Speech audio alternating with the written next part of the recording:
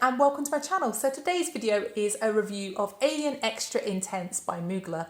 I was sent a PR package by Mugler. Yes, I'm shocked as you are. And that's the reason I'm marking this video as paid promotion. I've not been paid to make the video. I've not been paid to receive the PR package. I don't have any kind of affiliation with Mugler, but I'm marking it simply because I received something for free from Mugler, just to make it completely transparent. So if you haven't seen me before, I'm Claire Smith and I make videos all about fragrance. I really love talking about perfume science, perfume history, perfume psychology, and I also do these straight perfume reviews and also fun perfume tags as well. So if that kind of thing interests you and you haven't already done so, then please do consider subscribing, and please also like this video if you do like this kind of content or if you find this review useful. So Mugler are a brand that I have a long history with, and you were all asking me back in February and March when this fragrance was first released, just what I thought to it. And I tried it in store, but I really don't feel like I can review a fragrance from just trying it in store. I tend to always get a sample if I'm going to talk about it in a video, and I hadn't got a sample of this one. So I'm really pleased to have received this bottle because it allows me to make an accurate review video. So first off, the packaging, the box isn't that different to Alien EDP. And then the bottle itself is this graded bottle from a black at the top to a dark purple at the bottom. I think it probably looks completely black on camera, but it is graded, and the original bottles were meant to reflect an amethyst for Alien EDP. So for me, this bottle does reflect that it's come from the original Alien because it's got the purple at the bottom, but the black kind of represents maybe the intensity of it, I guess. I think it's an unusual choice, but I think it's quite a striking choice. I think this will make it stand out on perfume shelves. Of course, this bottle is refillable, just like the rest of the Mugler fragrances. Mugler were really a trailblazer in the world of refillable fragrance bottles, and that really wasn't for environmental reasons back in the day, back in the 90s with Angel. It was because the Angel bottle just cost so much money to make that Mugler felt like they had to offer the customer a more economical alternative of refilling their bottles. Of course, nowadays it's pretty much entirely for environmental reasons, and a lot of other brands have now followed Mugler with making refillable bottles, so that's a positive step. But yeah, I quite like the bottle, but I can see that the black might be a love it or hate it situation with this. I don't think it's the prettiest Alien bottle that I've come across. I really did like the Hypersense bottle actually, I thought that was very pretty. So yeah, that's the bottle.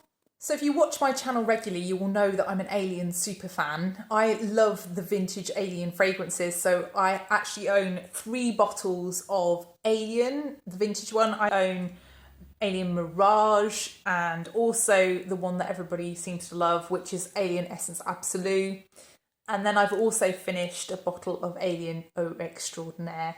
And honestly, I would own more of the vintage ones if I could possibly lay my hands on them at a not ridiculous price. So the original Alien was formulated by Dominique Ropillon along with Laurent Bruyère, and 20 years later he's come back and he's formulated Alien Extraintense.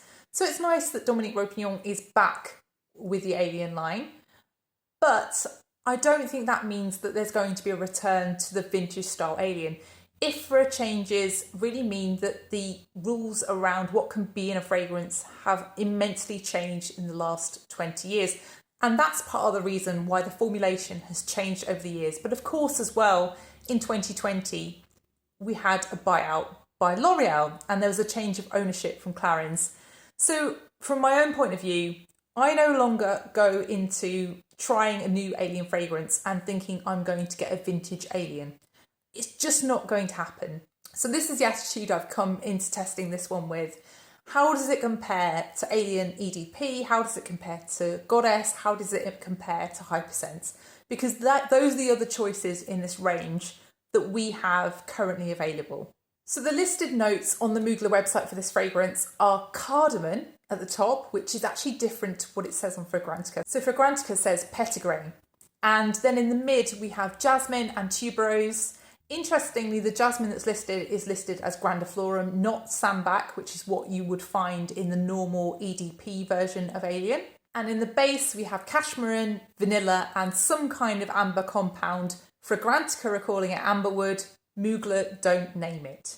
So how does it smell? I smell most of the listed notes here quite clearly. I really feel like just looking at the note listing is going to tell you a lot about this fragrance. I describe this as a creamy white floral fragrance. I do feel like there's quite a bit of overlap with Alien EDP that's currently on the market now. I don't feel like there's a lot of overlap with the vintage EDP, and I can't say that it reminds me of any particular other Alien flanker that I've tried. So to me, this fragrance opens up with a jasmine that's very similar to the jasmine that you will find in the modern EDP.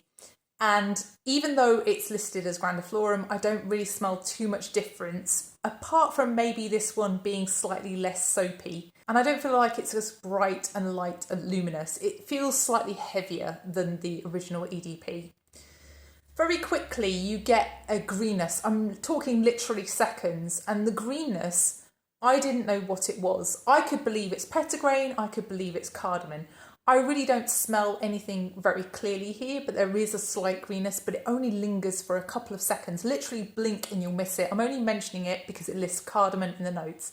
And I have to say, I do not smell it. Very quickly, after just a few seconds, that greenness goes and then the tuberose comes in. And the tuberose is really creamy, but it's also slightly spicy. So sometimes tuberose can smell slightly peppery to me. And I get a slight pepperiness with this tuberose. I do sense a bit of vanilla, but really it's very mild. It's a very creamy feeling vanilla in this fragrance. It's not something syrupy or dark or resinous. It's very creamy and white or yellow feeling to me. I really feel like the tuberose is really strong in this fragrance compared to the jasmine. Even though the jasmine is still dominant, I feel like they've really used quite a lot of tuberose here. The florals are both quite prominent in the opening, but they really do tend to meld together into the mid and furthermore into the dry down. This fragrance, of course, does have that signature Alien cashmere in there. You know, it's a really enveloping feeling fragrance, just like the current EDP. Cashmere is an ingredient I'm smelling more and more in designer fragrances, and in a way that makes Alien less distinctive because pretty much everything now seems to use cashmere. But I still really appreciate the use of cashmere in here. I feel like it's done really sensitively and really well, and it's really in keeping with how it's done in the EDP. But yeah, those are my thoughts with kind of forensic smelling of the fragrance. But normal people don't experience fragrance like that. Really, overall, you're going to get a creamier, tuberose-laden version of Alien EDP. So next, projection and longevity. And honestly, I'm confused. So last week I wore this fragrance for 4 full days. I wore it 2 days at home and I wore it 2 days at work. And then the rest of the week I had it just on my wrist. So not a full wear, but actually present on my wrist so I could smell it throughout the day, check how it was going on, you know, smell it in detail, understand it. On the first couple of days when I was wearing it at home, I was really feeling a little bit disappointed by how long it was lasting. After a few hours I couldn't really smell it and I was respraying the fragrance. Fast forward to going to work, and I was convinced that nobody could really smell my fragrance. And I'd sprayed it on at 8 a.m. in the morning, and 2:30 in the afternoon, my colleague Erica walks past my open office. My open office is quite big. There are 9 desks in there, and I'm probably about 4 metres away from the corridor. So it's 2:30, so 6.5 hours since I've put the fragrance on, and I hadn't resprayed it. And Erica says, nice fragrance, Claire. It's not the compliment of the century, but it really tells me that she could smell that from 4 metres away after 6.5 hours. So I think that says a lot about the projection and also the longevity of this fragrance. It clearly is something that other people can smell, even if I can't smell it. And I guess that is going to determine perhaps who might buy this fragrance. Because if you're someone who wants other people to smell your fragrance, this is perfect. If you're someone who wants to be able to smell the fragrance yourself, this might not be perfect. Although I do think that I'm noticing it more and more the more I wear it. Really not sure, basically, is how I feel about this fragrance with regard to how much I smell it. But I know for sure that Erica could smell it after 6.5 hours at 4 metres away. So who is this fragrance for? Well, I think this is for current fans of Alien flankers, so people who perhaps like Alien Goddess and people who like Hypersense. I feel like this one might be for people who find the original EDP a little bit too much. It's creamier, it's easier, and I think the tuberose really makes this a little bit more wearable perhaps for some people. I just think it's a little bit softer. And what do I think? I think this is my favourite of the L'Oreal releases. Of course, I'm not going to throw out my vintage Aliens. I'm not going to throw out my Alien Mirage and my Alien Essence Absolute. I absolutely adore those fragrances. But this one is the best of the bunch from Alien Goddess and Alien Hypersense for me. I know Alien Goddess was really popular, but for me it was a little bit, I don't know, there was an odd texture there that I just wasn't sure about. Alien Hypersense, I reviewed that last year, but I prefer this one. I think if you go and try this fragrance in store, I'd advise trying it out a few times. I think if you're an old school Mugler fragrance fan like I am, there's just a period of adjustment because you're expecting that old smell that you've known for years and you don't get it. But actually, this isn't a bad fragrance at all. I think it's definitely the best of the bunch. So that's Alien Extra Intense. So finally, thank you so much to L'Oreal and Mugler for sending Alien Extra Intense. I really enjoyed trying it out and I enjoyed reviewing it for you. Please do press the like button if you found this review helpful, and also consider subscribing if you haven't done already. And please let me know, have you tried Alien Extra Intense? What do you think of it? Do you like the addition of the tuberose? Where would you like to see Alien go next? And thank you so much for watching, and I'll see you in the next one. Bye.